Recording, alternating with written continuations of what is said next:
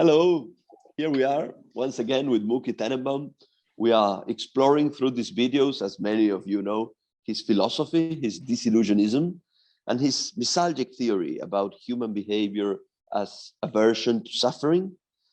And for more than 2 years now, month after month, we've been trying to apply some of these concepts to illustrate part of these rather abstract systems of thought with facts from everyday life, with examples from the news. We've covered part of the COVID-19 pandemic. We've covered part of the war between Russia and Ukraine, both still very much going on.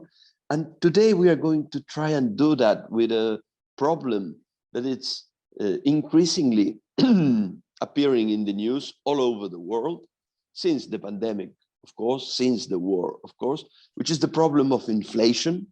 But we are going to try and speak about inflation from a philosophical, from a disillusionist point of view, not from a technical, financial point of view, and see what happens with inflation as a concept.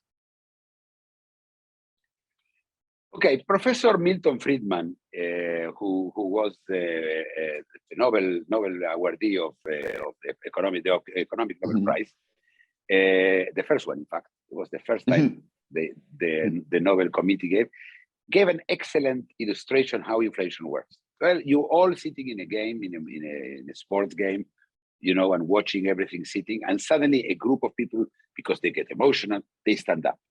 And then other people stand up because they cannot sit, and then everybody else, everybody is seeing the same game standing. This is inflation. I think is a marvelous way of explaining it. I have heard of many explanations, but I think this is the best one.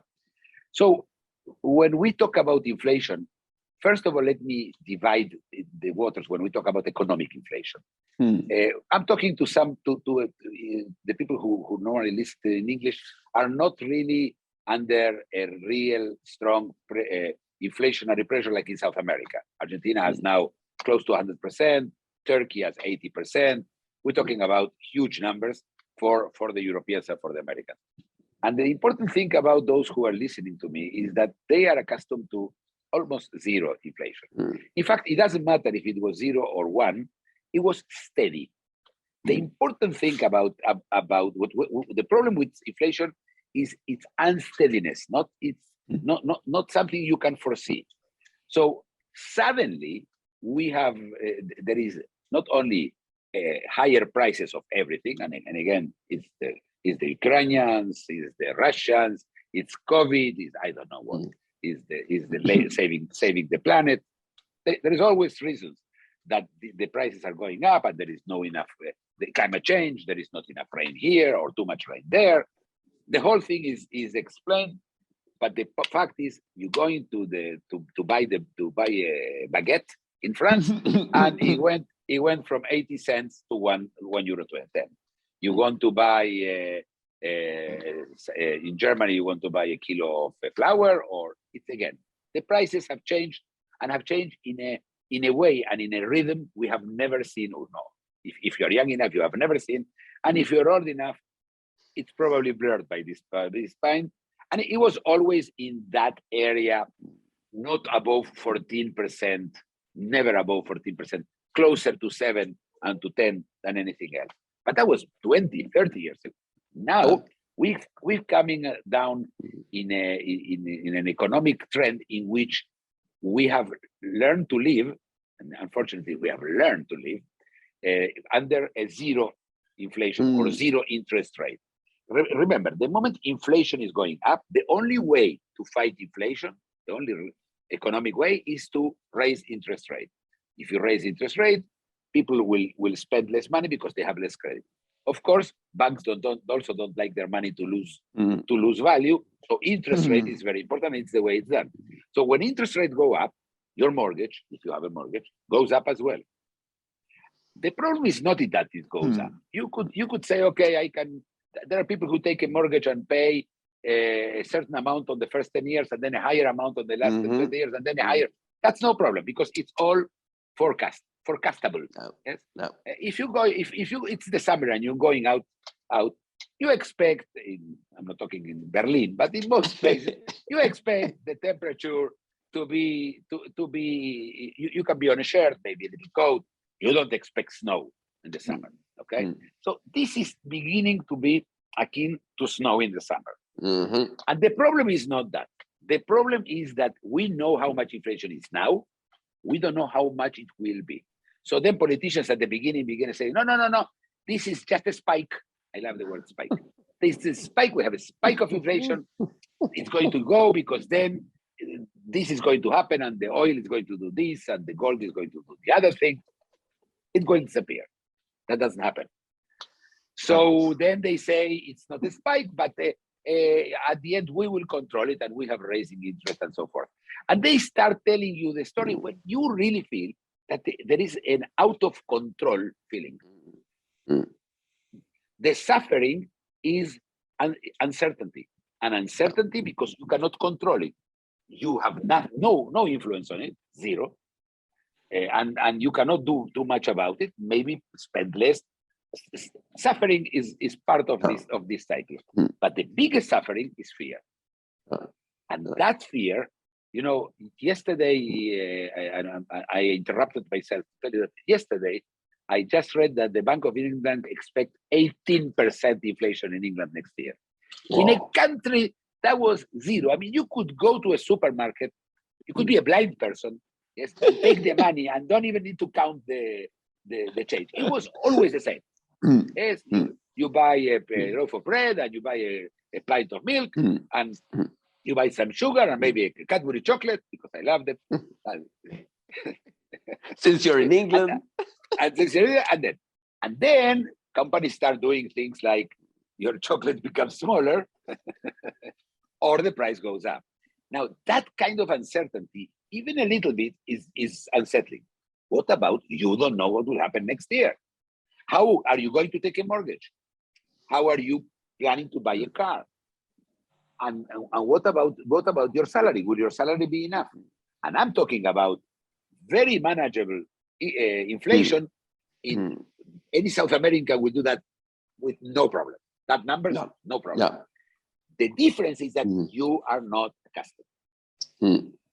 Think about the sidewalk. You walk in a sidewalk, Florencio, and the sidewalk is always very perfect. Yes, and now there start being cracks. Well, and then you don't know how many cracks will be tomorrow, and then you cannot sleepwalk. The problem is always sleepwalk. What do you say, Florencio, about this? I was precisely going to ask you about this, about the consequences of inflationary processes for sleepwalking and for the sink in general. We've discussed many times how while we sleepwalk through life, we somehow inadvertently coordinate our sleepwalking with everyone else's sleepwalking. So we don't crash into each other when we are walking along a well-paved sidewalk. That's also a good example because you are usually not alone on this sidewalk. There are many other people with whom you do not collide. So I guess the main question for me is, what's the effect of inflationary processes on sleepwalking in particular, and on the sync between different sleepwalkers in general? Well, if inflation goes about the same for everybody, then the sync will adapt quite easily. The problem begins if this group is more fearful than this one. If that's one. That is when everything happens at the same time. But what if you have a taxi and suddenly the price of your wheels, the tires, the tires, yes, not the wheels, your tires shoots up 40%. For you, inflation is much more damaging than for somebody who may use or not use the car, which is an option. Yes. So the problem is that inflation, because it is not foreseeable and because it is not altogether well balanced, this also affects the zinc. But Florencio, I want to talk about something else, which is another kind of inflation we have been subjected to, and that's inflation of rights. Rights. You know, 50 years ago, sorry, you were saying. No. We needn't speak about strictly economic inflation. There are many, many other areas in life where prices are rising, so to speak, right? That is correct. Not prices. The problem is it always has to do with dilution. Dilution, because it's like having a cake, and inflation means this: have a cake and you have to slice it every time more slices from the same cake. So either you get a new cake or you adapt. Now, what happens with this cake? The cake has to do with rights. I have certain rights. I can park anywhere. 50 years ago, I could park anywhere I want. No, then come and say, no, this is for handicapped people. You are not allowed to park there. Okay, so now you have less place to park. Again, I have nothing against parking for handicapped people. Just explaining. Yes. Then you have the right to offend anybody. No. They tell you in England and in most of Europe. No. You cannot offend anybody. You have, if you offend, it's illegal. When I mean illegal, it means there is a guy at the end of the process. There is a guy with a gun. Yes, you have to do it. It's not a question of adapting yourself to new societal forms. You have to do it. So if you tell somebody using the wrong pronoun, some trans people, some people from just by taking LGBT, you know, LGBT used to be three letters. LGBT, four letters. Yes. You see inflation. The effect of inflation. And then you have inflation. Then it became Q. And then it continued to add new people who are entitled to that treatment. Then there are safe spaces. So you cannot do something in a safe space for some students who feel their sentiments are being damaged or something. These kind of rights, which some of them are enshrined in law and some of them are just even in the language. Uses. Yeah. Yes, and so now everybody's a hero. Oh, that person, he brushes his teeth every night. He's a hero. We talked about. We have a whole video about heroism. Yes, the new heroism. Adjective. It is majestic. It is beautiful. It is amazing. The word amazing, I think, has been. It's amazing. So no value whatsoever. So the problem is that when you say something is good, something is wrong. Good is not good enough. So the level of good enough is inflated too. And now we have an inflation of words, of adjectives, of rights, and now we also have an inflation of information flow. We have lots of ways to get information. Used to be 3 ways: newspaper, radio, or rumor. That's it. Now there is all kind of forms and ways to put it, and so suddenly you have, your problem is that that you have to make choices, and there is an inflation, but time is still always the same. No. You have only 24 hours. Of them, 8 hours you sleep. 95% of the rest time you sleepwalk. That 5% stays the same. So inflation is encroaching on you, not only economically but emotionally. Yes. Now the biggest problem with inflation is, Florencio, uncertainty. You don't know what will happen, and uncertainty means fear. And fear means suffering, and that is the most common suffering in nowadays. Not inflation, fear. Amazing. We are out of time already. I don't want to endure a process of inflation for our time lapse in these videos. We don't want videos to keep growing in minutes. People won't be able to sleepwalk watching them week after week. So I think we've covered the subject. This last line you said kind of sums it all up for me. And I'm sure this type of uncertainty will come back in other analysis of different sufferings as we go on.